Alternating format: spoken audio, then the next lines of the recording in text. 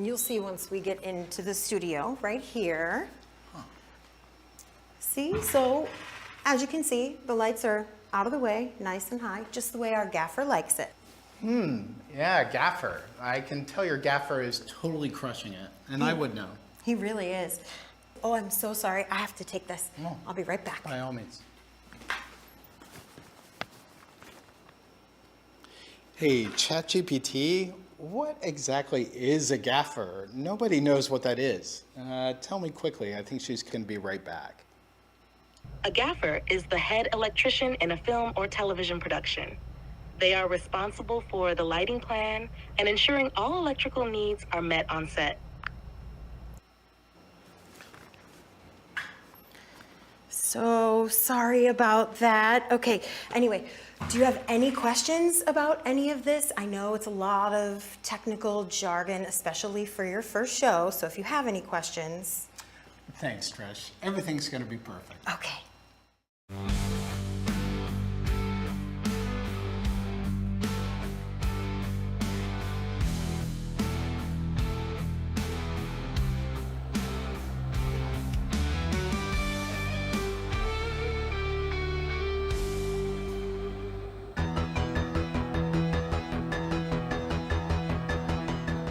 Well,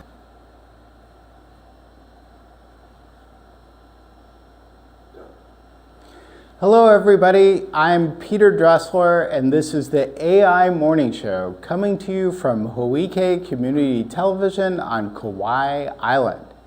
Now, some of you may be thinking, wait a minute, AI Morning Show? Is this a show created by AIs? Am I watching some kind of deep fake robot? And the answer is no. I'm happy to tell you that I am your human host, Peter Dresslar. I am definitely an actual person, nothing to worry about there. We're a morning show about artificial intelligence, and thus the name. Now, this is a new show, and on the show we plan to, for starters, talk about AI. It's a morning show, so of course we're going to talk. But we're also going to show you AI in action. We're really hoping to help teach AI for everybody. And sometimes we'll even go places with AI, just like we did in our opening segment. Speaking of that charming opening segment, I want to thank our guest host, Trisha Allen, for working with us to make that happen on the fly.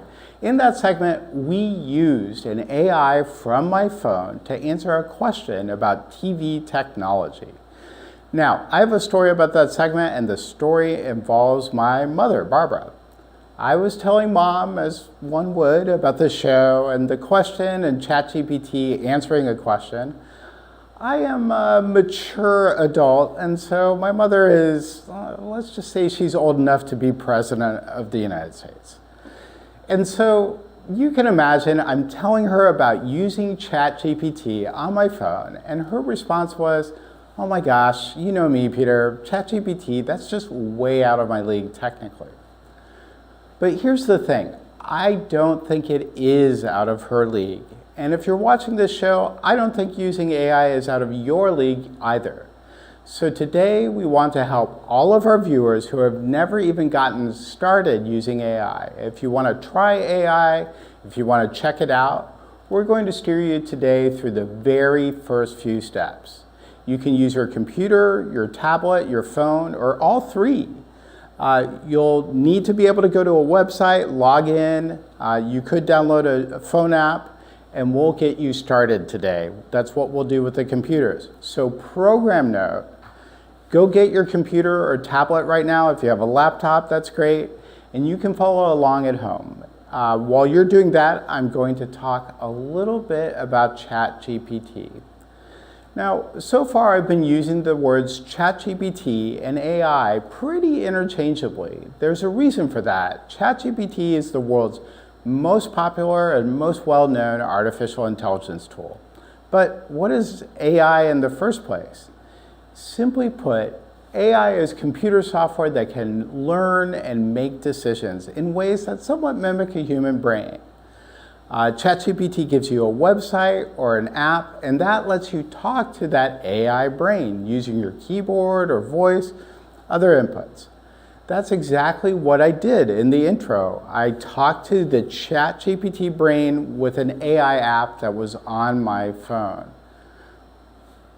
So, ChatGPT is made by a newish company that's called OpenAI. It's available to anybody, and it has free and paid versions. There are many other AI products out there today. ChatGPT is not the only one. We really love some other AI products. Some of them do exactly what ChatGPT does, but others do completely different stuff. ChatGPT itself, though, is so popular and so well known as an AI that I know in people's minds, AI and ChatGPT, kind of the same thing. It's like tissue and Kleenex. Today, we'll be learning that there may be several other AIs, but ChatGPT is a really important one of them, and it's a fine place to start. So that's what we're doing today. Let's take a break, and when we come back, we're going to go visit the ChatGPT website and get started. So again, you might want to go get that laptop or tablet to follow along at home. And we'll be right back with the AI Morning Show on Hōʻike.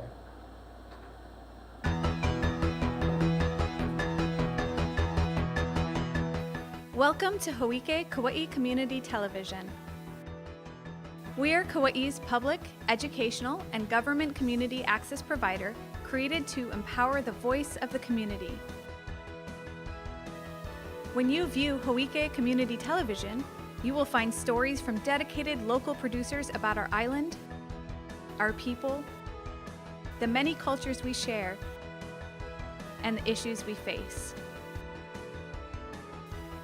Hōʻike offers classes in camera operation, audio recording, lighting, and editing.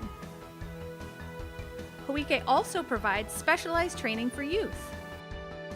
By learning video production, Kauai's keiki can become empowered to create and share their own stories. For the ambitious producer, animation classes are offered to allow you to further stylize your production. I came in here several years ago to make some children's television. They trained me on everything that I know. I've had wonderful help, editing, filming, creativity, animation, and I really appreciate all the staff here, and the facilities are wonderful. You can pretty much do anything you want inside or outside the studio. It's just amazing, and you should try it. I think what I've learned the most was not only the free use of the equipment, which you got all the cameras, you have the tripods, you have the lighting equipment, audio equipment, everything you need to produce your show, but the biggest thing is all the support you get from the staff. A lot of support. Every time I come in, I learn something new.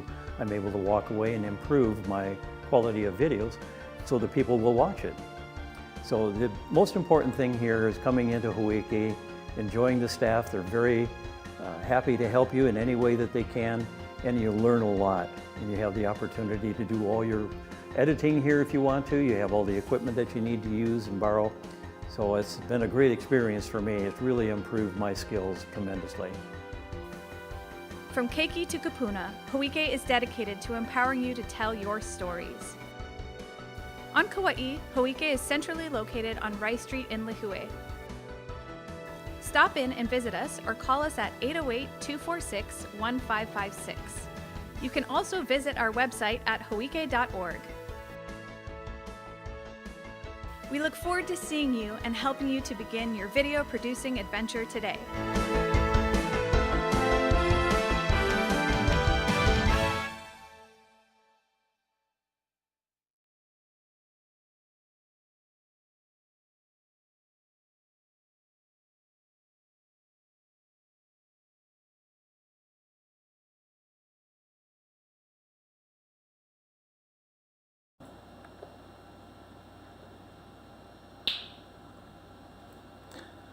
Welcome back, everyone. All right, let's do some AI together. I don't know if you can say it that way. Let's do some AI together, but you've got your computer or your tablet ready, right?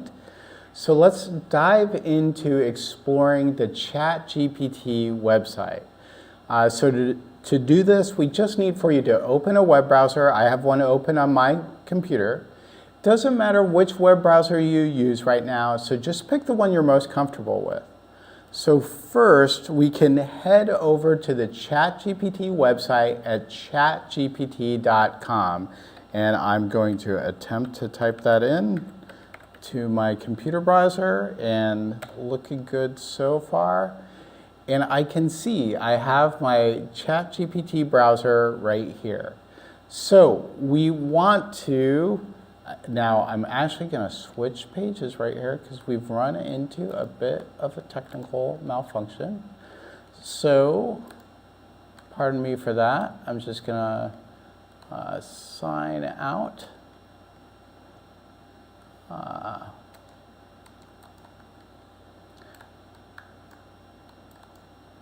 Sorry about this, it's a new show, so I'm going to go to guest mode. Sorry about that. So this browser is, I'm browsing as a guest, so this is what you might see if you've never used ChatGPT before. ChatGPT has a mode where you can just go to the website and start working with it, and you don't have to log in or do anything with it at all. So we went to the website at chatgpt.com, and we're here. And believe it or not, OpenAI, again, that's the company that makes ChatGPT, didn't actually own chatgpt.com until a few months ago. That was super confusing, by the way. But today, we're completely safe and sound to just go to chatgpt.com and start chatting. So let's begin with a simple greeting. We're going to say, hello, ChatGPT. And so the response just comes back to us, hello, how are you today? And we have just interfaced with an AI. So again, I typed in my message, it went to the ChatGPT AI brain somewhere on their computers and sent back a response to me as a result of that message. So that was easy. And by the way, if you're following along at home and this is your first time, congratulations. You are now an official AI user, and I told you I knew you could do it. So that's great. Now that we're looking at the AI tool, what can it do for us?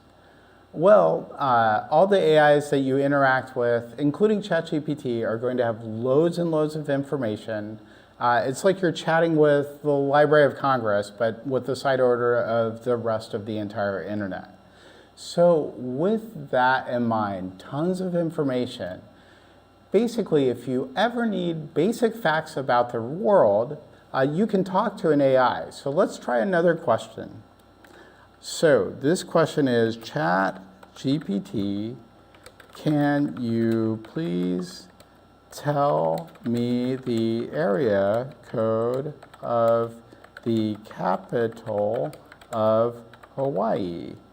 And I didn't use a capital there in my capital question, kind of ironic, but that's fine. ChatGPT was able to work through that and gave me the correct answer. The area code for phone numbers in the capital of Hawaii, which is Honolulu, is 808.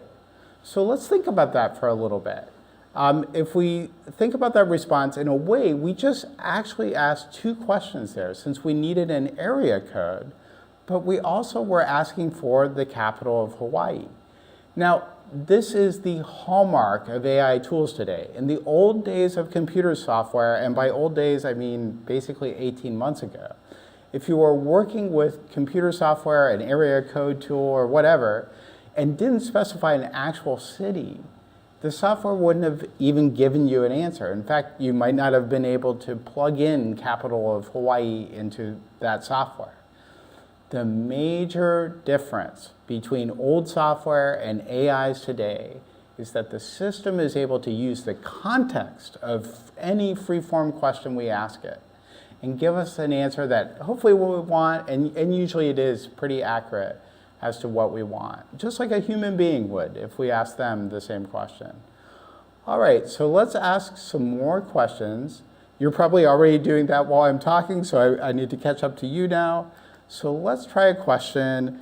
Can you tell me a fun fact about the island of Kauai. Certainly, Kauai is known as the Garden Isle due to its lush tropical landscape and abundant rainforests, famous for filming location, many movies. Terrific. So that's not surprising to me at all. I agree with that answer.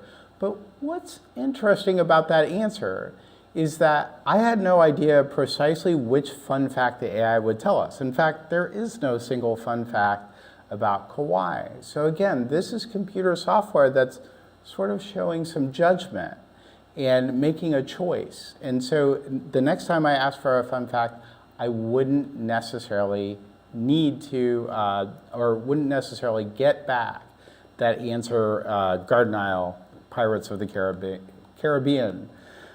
So you can keep typing along with your own questions into ChatGPT. While you're doing that, I'm going to pop over to some of the buttons on the screen and kind of explore what we can do.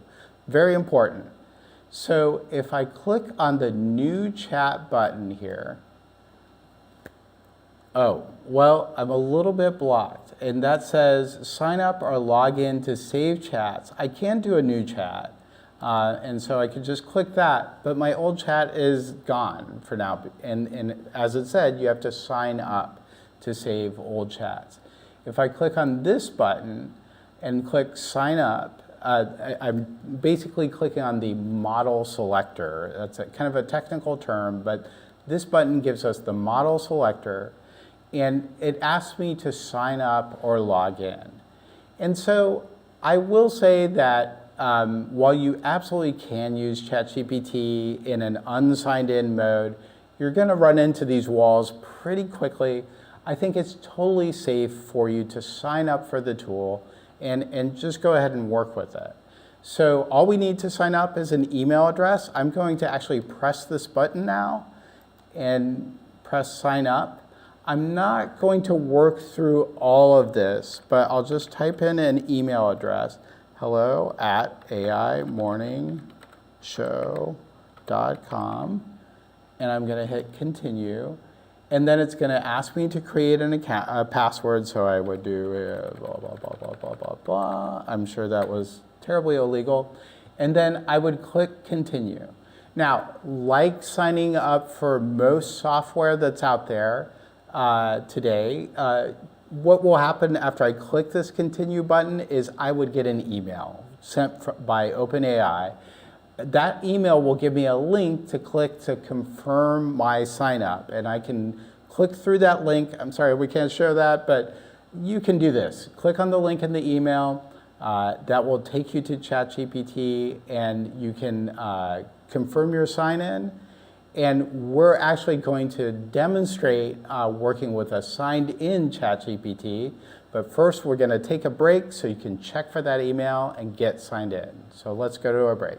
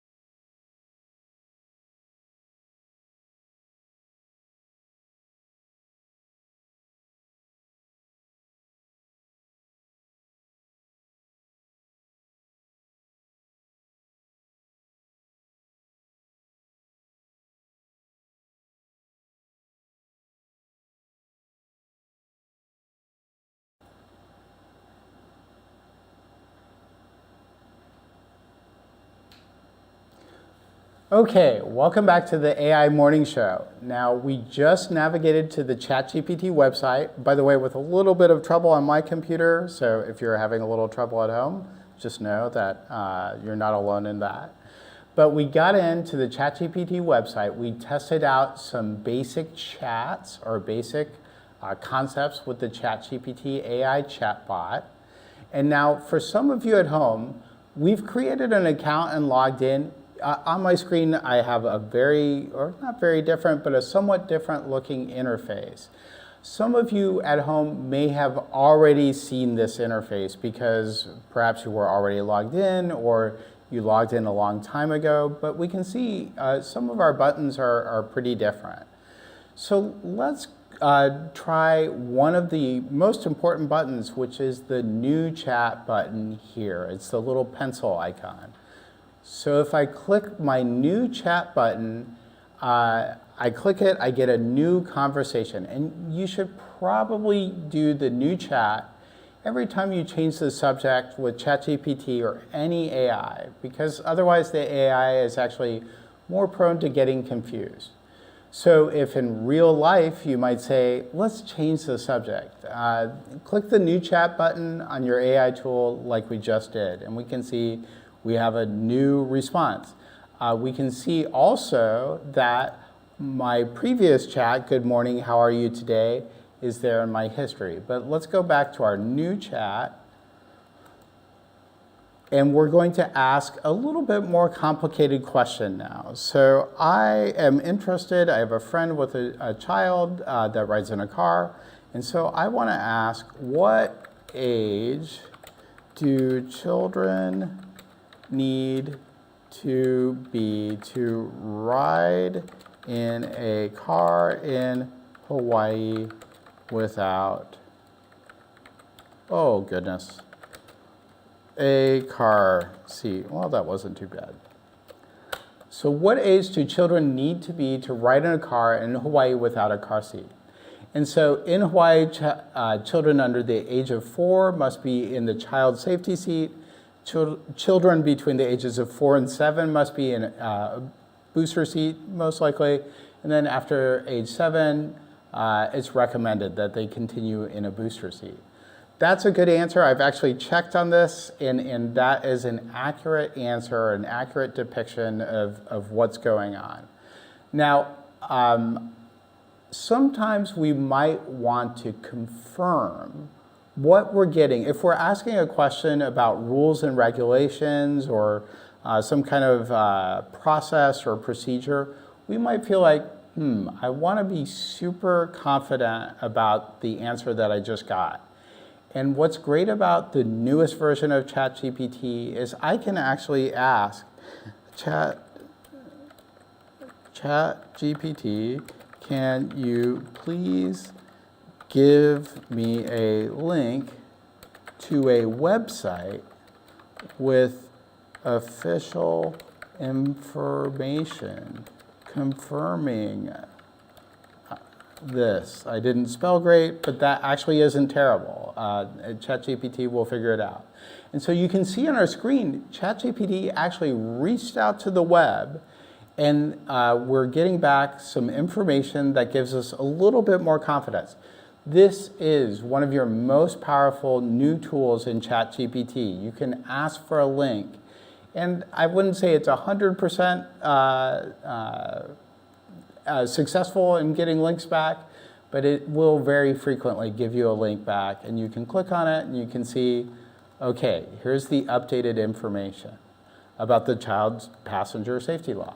So what's really interesting about that question is that this was a difficult question. We can see on this webpage that the child passenger safety laws actually updated in 2022. And so there is actually a lot of information out there on the web that is old information about the old way the law was set.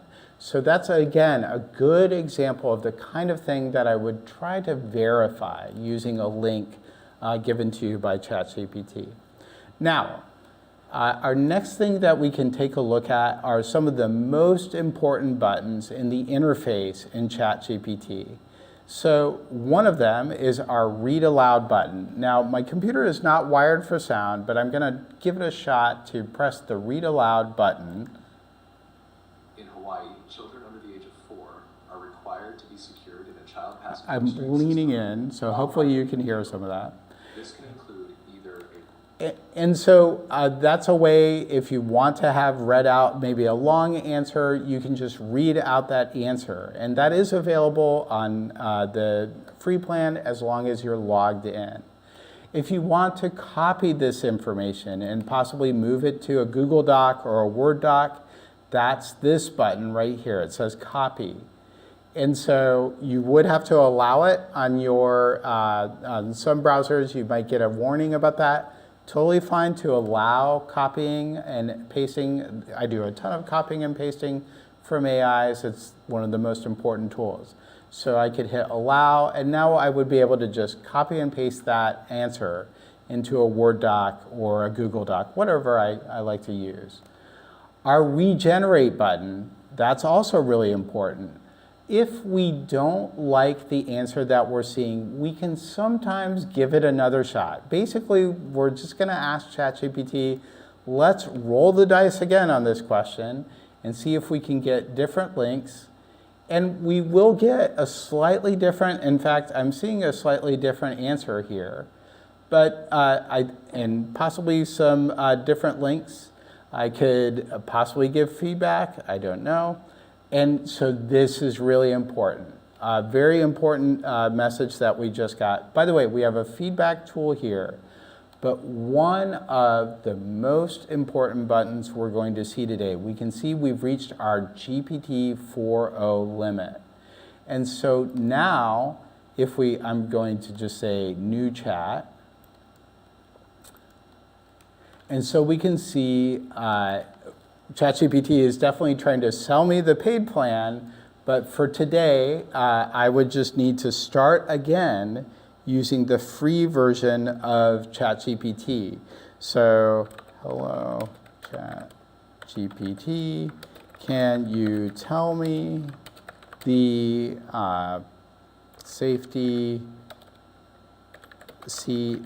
age standards for children riding in cars in Hawaii? This would be so much better if I were a better typist, but we got there. And so I can see I'm getting an answer back. It's different. But again, if I look at this link right here, I want to point out we have two different models. This is one of the most important concepts for new users of ChatGPT to be aware of. ChatGPT 3.5 is from last year. It's okay, it gave us a decent answer here, but honestly, I'm noticing that this answer isn't totally in sync with the law that was just updated in 2022. So that's a good example of ChatGPT 4o, that's just a different computer brain that comes to you if you pay or if you're logged in and just using it for a few times a day. That is the smarter way to answer questions. And so in a lot of cases, I might want to save my ChatGPT 4o or new model questions that are really important to me if I want to save my daily limit. But sometimes if I wanted to just find out the area code of Hawaii with ChatGPT 3.5, what is the area code in Hawaii? I can just go ahead and send that question, and we can see that even with ChatGPT 3.5, we are able to see what we want to see. We're able to get a basic fact. So that's okay, but again, just always keep in mind that sometimes this model can just be switched on you by ChatGPT, and just be checking it as you're going. It's a little bit subtle in the interface, all right? So one more thing, I am going to go ahead and log in to this ChatGPT. And now I'm going to log in with a paid account. So this is a totally paid account.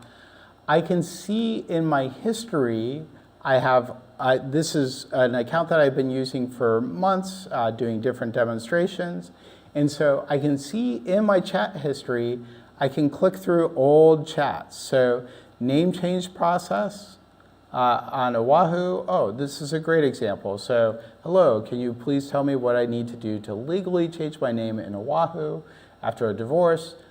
Including all the paperwork I need. And so that gave me a pretty good answer. If I go down and click the Japan trip budget model, I can see also my chat history. But I want to mention one more tool. And so to do that, I'm actually going to have to log out and log back in. I'm going to take a quick break and do that, and we'll be back in 10 seconds.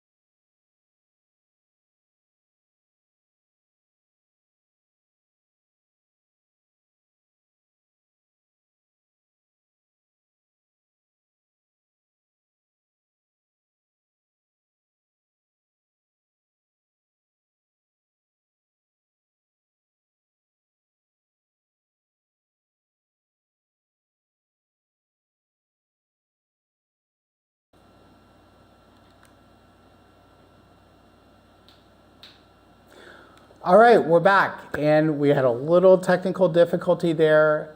Again, that's totally fine. You'll run into technical difficulties from time to time. Honestly, the free and paid versions and the rationing of how many paid chats or powerful chats you get a day on the free plan is a challenge. It's something that changes from day to day based on basically how busy ChatGPT servers are. So you may run into that same thing. That's something to consider in your use. If you're just using ChatGPT on an occasional basis, 2 times a week, the free version is going to work fine for you, I think, in most cases. So I'm going to talk about this paperclip tool because it's one of the most important items in this user interface. So if I click this paperclip tool, I can see where I can upload from my computer different documents, different pictures. I can upload PDFs or document files. I can even upload some spreadsheet files. And so what I'm going to do, I'll just start a new chat. And I have already downloaded a little bit of a brochure from the state of Hawaii talking about our car seat laws. You'll remember that our car seat laws were telling us a different set of ranges or age ranges for different types of car seat requirements. So I'm going to click this Birth to Boosters brochure, and it's going to upload this PDF right into ChatGPT. So I can now ask ChatGPT, this would be true for any PDF that I would upload.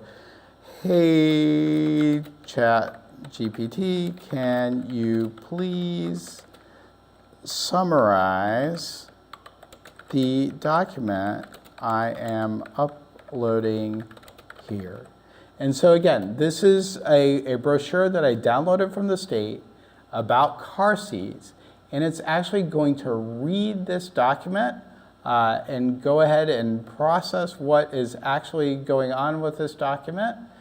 Sometimes this can take a minute with documents, that's totally normal, but here we did get a blast of information, and this indeed is accurate. It is the information that was in our Birth to Boosters brochure, as you can imagine. So it's got our key points. All of this is a summary of a PDF. So imagine if you have a 20-page PDF and you don't know if you want to read it or you just need to know what it's about, you could do that same thing. There are size limits, but I've worked with 60, 70-page PDFs lately, and it's worked pretty well. So let's do one more chat with ChatGPT, and I'm going to upload another file, but this time it's a little bit different. This time we're going to upload a picture. So if you can see on my screen, very professional looking picture there of a puppy. And so we're going to upload this picture into ChatGPT. We can see a little thumbnail here on the screen. And I'm going to say, hey, ChatGPT, can you please tell me about this picture? And so, except for my bad spelling, I think ChatGPT will realize that I'm asking for a picture, not a picture. We're seeing this picture shows a light-colored dog, possibly a golden retriever, a Labrador retriever. That's right, it's actually a lab, sitting on a floor next to a patterned rug. The dog appears calm and is looking to the side. The person petting the dog is partially visible. This is great. This is a really good description of what was in my picture, which was a nice fluffy girl. This is actually my dog Aspen, and so I can say to ChatGPT, hey ChatGPT, can you please remember that this is my dog Aspen? And so we'll actually see something come up on the screen here that will say memory updated, dog named Aspen. And so I will say this is not always 100% perfect, but very, very frequently when I do future chats and ask ChatGPT to go back to memory, it's actually usually pretty successful with that. So let's try a new chat and say, hey, ChatGPT, can you remember anything about Aspen? And I think this will work. It's a little bit of a challenge. Aspen is your dog. How can I assist you with Aspen today? So you can see that as you're working along, you can ask ChatGPT, remember that you need to be working with the fast model, this ChatGPT 4.0, but when you're doing that, you can ask ChatGPT to remember things and it will do that and basically be able to call up information like that from the past.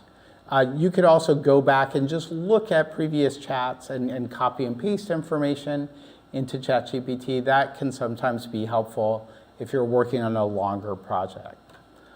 All right, so that was a pretty decent introduction to ChatGPT, the world's most popular AI. If you're following along at home, and again, if this is your first time, you are now a capable AI user. You're ready to go. So we've covered a lot of ground today.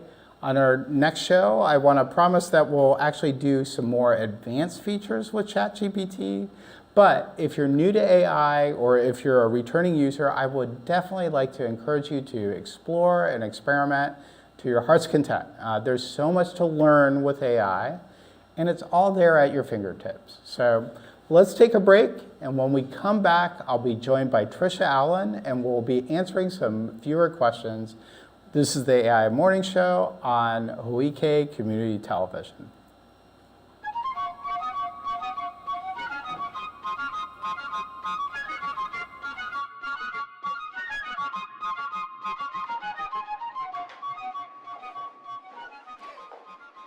Hello. You may know that Hōʻike is a public access television station. But what does that mean? Well, it means that we're here to air TV programs created by you.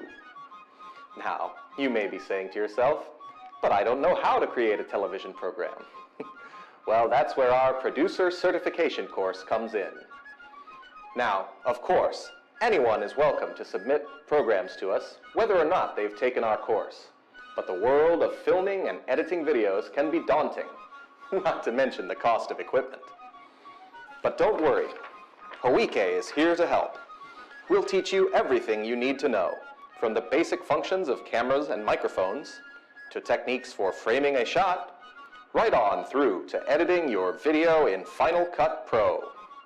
You'll create your very first television show and have it shown on this channel as part of the instruction process. And after you're certified, you'll be eligible to check out equipment free of charge so you can film your shows in the field. After your initial certification, you can receive advanced training covering special equipment like lights, audio mixers, production switchers,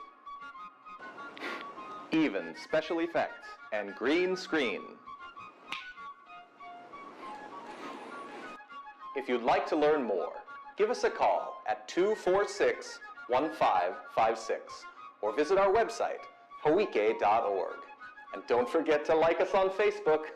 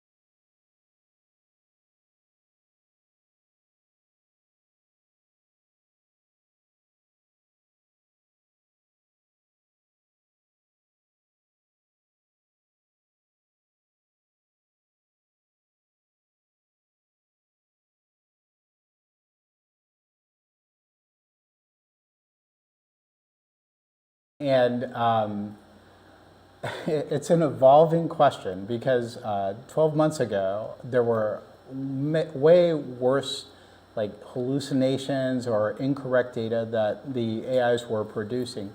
Today, it's a little bit different in that you can count on the most modern AI tools from the last few months to give you pretty solid answers, but you still have to check. In a way, having more accurate answers kind of makes it a little trickier to spot the obviously bad answers.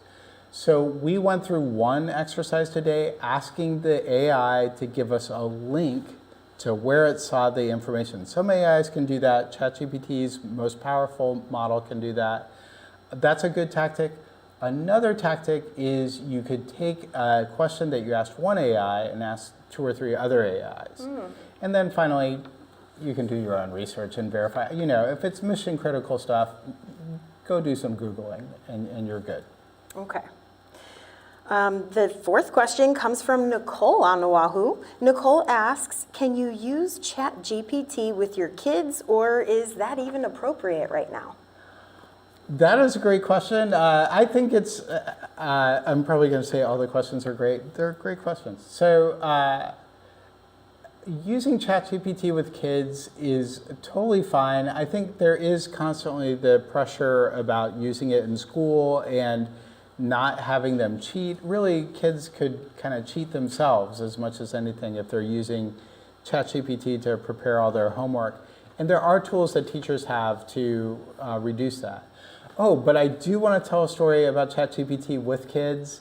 Recently, I was sitting with my teenager in the car, and we were talking about a job interview that he had coming up. And so, you know, you can use the voice on the phone like we did in our segment. So I started talking to ChatGPT.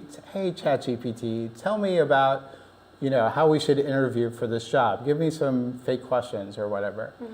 And, you know, your kid is stuck in the car, so they kind of have to, any teenager is like, oh, Dad, I don't want to listen to you. Right. But they will listen to the car stereo, basically playing this back.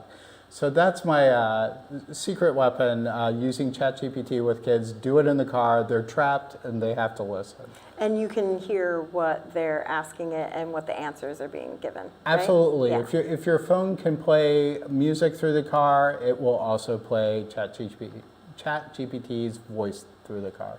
Okay. The fifth question comes from Jesse, a playwright and a screenwriter. Jesse asks, I'm a playwright and a screenwriter, so AI definitely touches my industry. I was wondering if you could recommend some good ways to get started with AI to start the process of gaining familiarity. Okay, so it is absolutely true that if you're a writer, there's no question, the landscape, the business landscape is just, it is changed forever as of about 6 months ago. But I don't know if that's a total catastrophe. I think what writers will find is that the output from ChatGPT, the output from all the AIs, it's good, but it's not really production ready. And certainly when I use AIs, I have to rewrite just about everything. If I'm doing something that's for production or something that I'm going to use in a meeting, whatever. So, and then importantly, like, I can't get the AI to just give me good ideas or creative ideas. If you ask an AI, give me 10 ideas for a play, it will do it. ChatGPT will spit you back 10 very credible AI answers about, hey, you could use this concept for a play.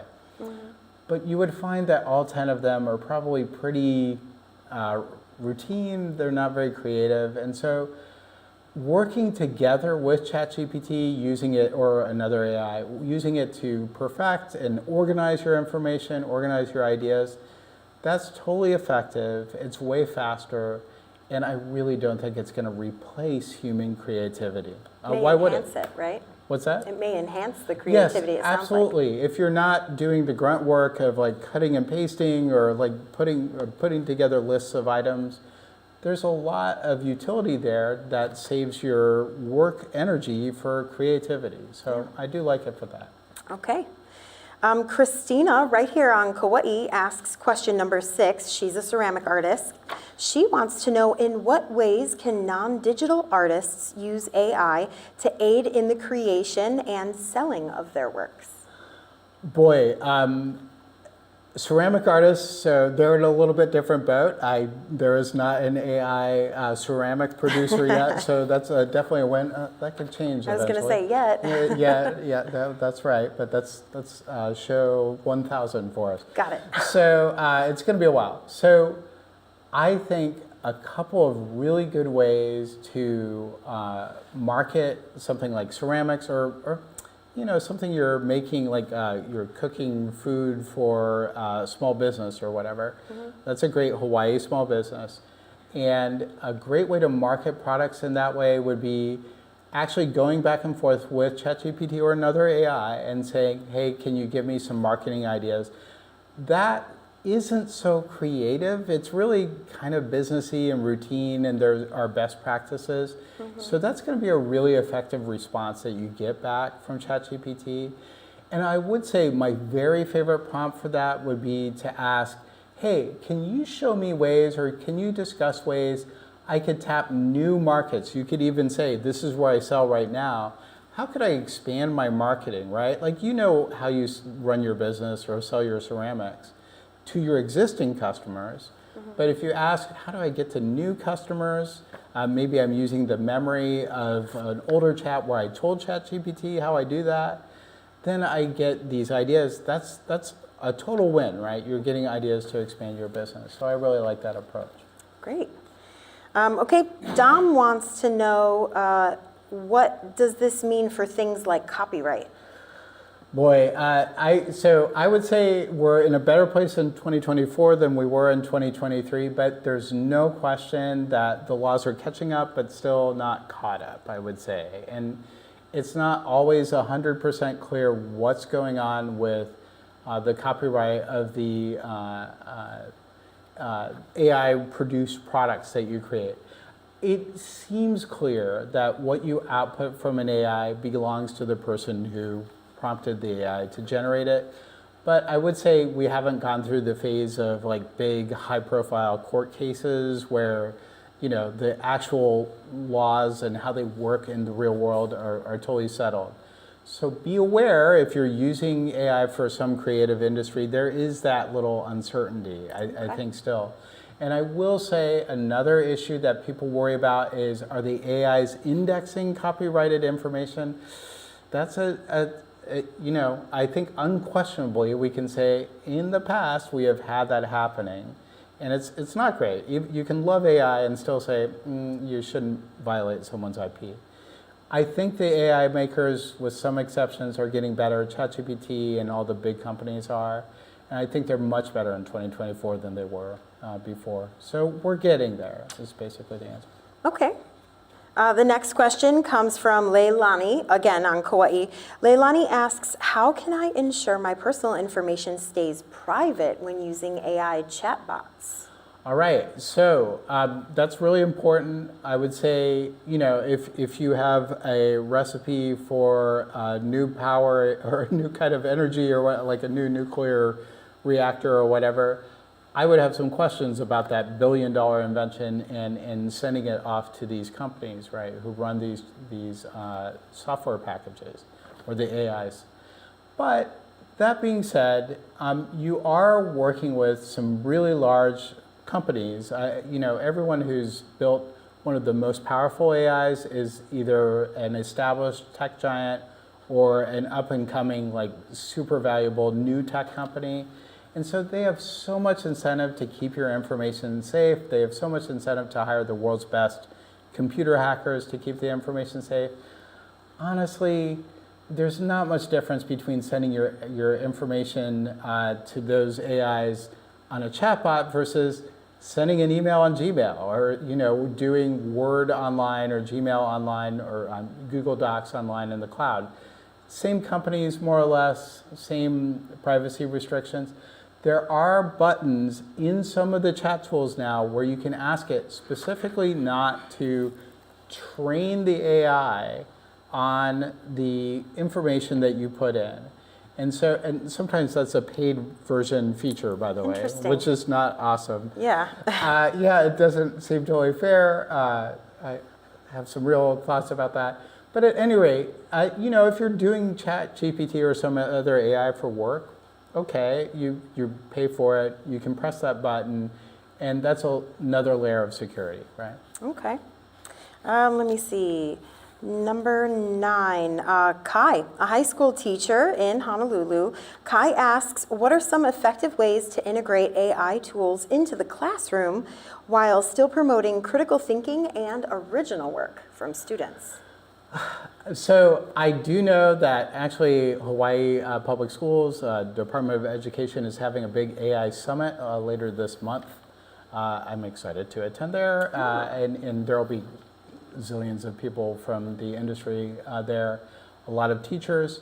This is a part or a point of very, very active discussion in schools here and all around the world. We're not behind in Hawaii, I don't think, because everyone's similarly behind. Right. Kids will definitely be interested to do shortcuts or use shortcuts, and AI can be one of them. I don't think banning it is a great idea, or like ruling it out for children it's not even realistic. They're going to work with AI all their lives. I think what's really important is to understand what an individual teacher is saying, what the rules are, just adhere to the rules, talk to your child about how, hey, maybe we can use AI to kind of get us started with this lesson or understanding this lesson. But again, you're cheating yourself if you're just like writing a paper. It's hard to sell. You're cheating yourself to a teenager, but it is true. Yeah. I think that's going to be a battle for years. Well, and aren't there things that can check to see if it's been Totally generated can. by AI? Totally So the can. teachers probably know how to use those as well. There are. I would not be surprised if there aren't emerging countermeasures on Right. the AIs. So that's going to be Tom and Jerry forever. But the bottom line is, I think it's really important to have a discussion with the teacher, and it's going to vary widely from teacher. Like some teachers will just be very anti-AI. Totally, they're right, by the way. They've done things for a while. They know what they're doing. They don't use AI. Fine. Mm-hmm. But other teachers are adopting it. I think it's happening maybe a little faster than I thought, and so that's a discussion with the teacher for sure. All right. Now, our final question is from Tom on the Big Island. Tom asks, do you have to be polite when you talk to AI? Why do you keep saying please when you type your prompts into chatbot? All right. Or Well, chatbot. so I would say I'm one of the more polite AI users. If you saw the previous segment, I actually probably said please about 4 times or 6 times or 10 times. I generally say please and thank you and good job. Research has shown that there are a lot of studies out there, and the studies are biased toward if you're polite with a chatbot, you get 12% better responses, or Really? like 2% better. It depends on the study or the research. Right? Wow, okay. Now, I will say that I'm not sure about that. I suspect that the effect that's in play there is, by saying please and thank you, you also order the rest of your prompt in a way that is like more orderly and businesslike, and so more like what the AI is trained on. I see. And so you probably are just forcing yourself to be a better AI user when you say please and thank you. But I do have an ulterior motive, honestly, Trish, What is it? and that is, if I'm saying please and thank you to my chatbot all the time, I might be 2% more polite for society when I go out to talk to people. Yeah, and so, absolutely, I would definitely promote the idea just from if everyone's nice to robots, they'll be nice to people, maybe. So Why not? I like it makes it. sense.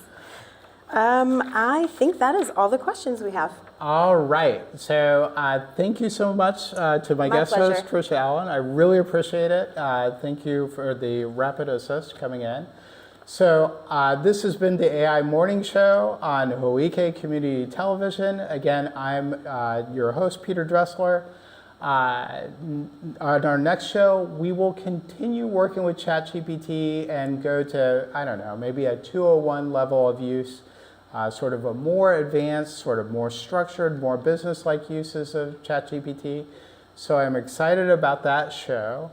But until then, I'm signing off. Again, I'm Peter Dresslar, and I just want to remind you to be kind to people and show those robots how we do it.